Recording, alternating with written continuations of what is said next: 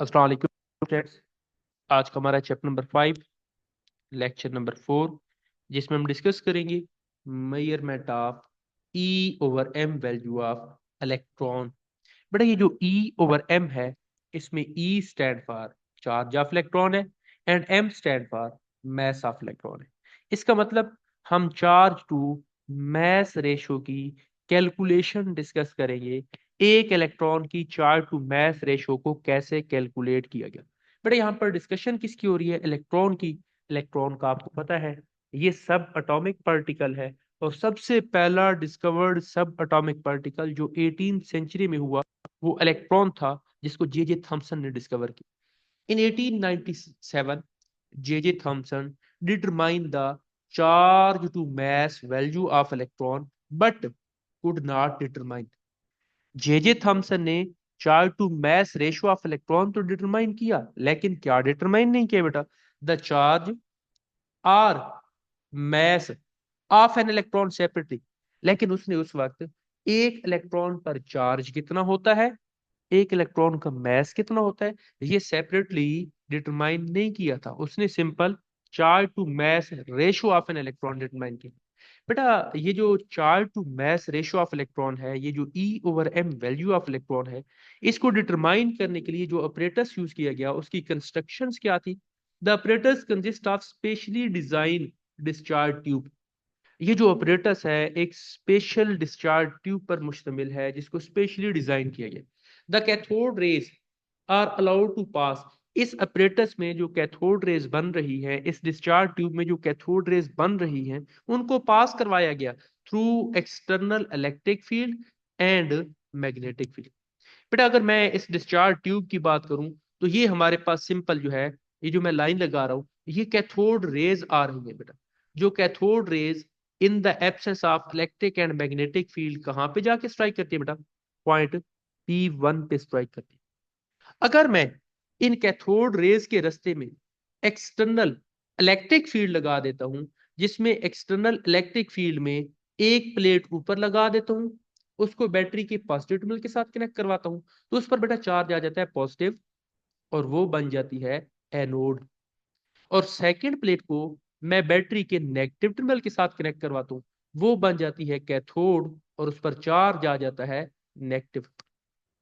बेटा in the presence of external electric field, ये जो कैथोड रेज है ये बेंट हो जाती हैं, झुक जाती हैं किसकी तरफ बेटा? पॉजिटिव प्लेट की तरफ, जो ये शो करती हैं कि इन रेज पर कौन सा चार्ज है? Negative charge. इसका मतलब इन the absence of electric field, जब कोई भी एक्सटर्नल फील्ड अप्लाई नहीं की गई, ये पॉइंट P1 पे स्ट्राइक करती हैं। जब सिर्फ और सिर्फ इलेक्ट्रिक फील्ड अप्लाई की गई तो ये रेज कहां पे जाके स्ट्राइक करती है बेटा? पॉइंट P2 पे। अब हम एक्सटर्नल इलेक्ट्रिक फील्ड को हटा दें, सिर्फ और सिर्फ मैग्नेटिक फील्ड अप्लाई करें, जिसमें बेटा आपको पता है कि मैग्नेटिक फील्ड जो है उसमें एक नॉर्थ पोल होता है और एक साउथ पोल होता है। और मैग्नेटिक फील्ड की डायरेक्शन कहां से कहां होती है बेटा? नॉर्थ पोल से साउथ पोल की तरफ होती है। तो बेटा ये जो मैंने एक्सटर्नल मैग्नेटिक फील्ड अप्लाई की है, ये जरा देखें तो एक्सटर्नल मैग्नेटिक फील्ड जो है ये कैथोड रेज के परपेंडिकुलर है। अगर हम कैथोड रेज को सिर्फ और सिर्फ एक्सटर्नल मैग्नेटिक फील्ड में से पास करवाएं और उस पर लगी हुई एक्सटर्नल इलेक्ट्रिक फील्ड को खत्म करवा दें, तो फिर ये रेज ना सीधी नहीं जाती, बेंट होके डाउनवर्ड टर्न कर जाती हैं और स्ट्राइक करती हैं कहां पे बेटा? पॉइंट P3 पे। तो इसका मतलब क्या हुआ बेटा?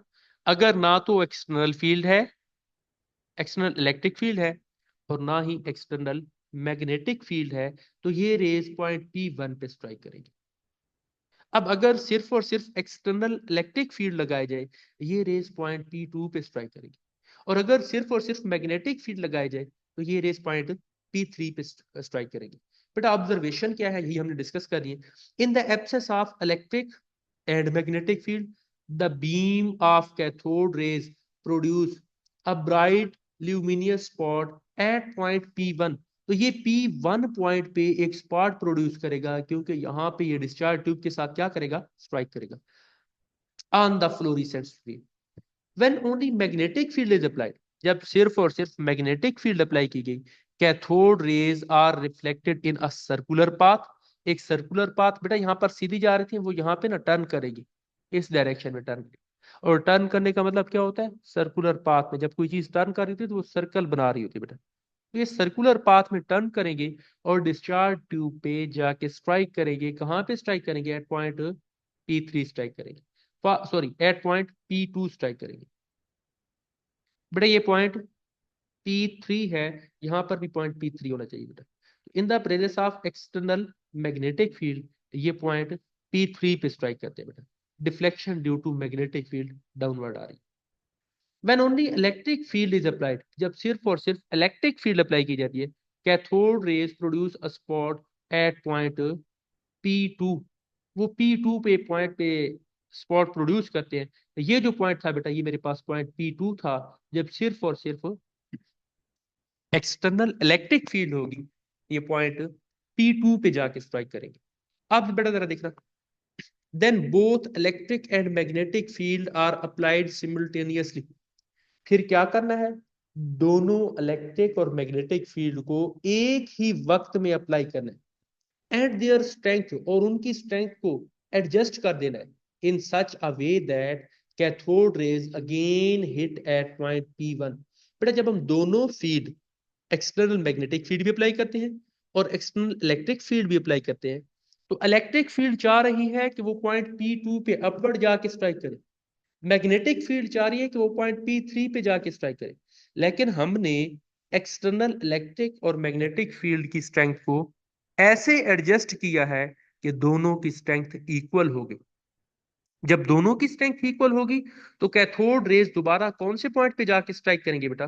पॉइंट P1 पे जाके स्ट्राइक करेंगे, क्योंकि अपवर्ड खींचने वाली फोर्स और डाउनवर्ड खींचने वाली फोर्स इक्वल हो जाएगी और उनका इफेक्ट क्या हो जाएगा बेटा?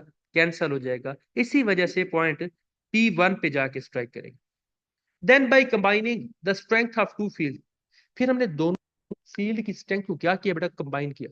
वन कैन डिटरमाइन, तो इसकी मदद से कोई भी क्या कर डिटरमाइन कर सकता है?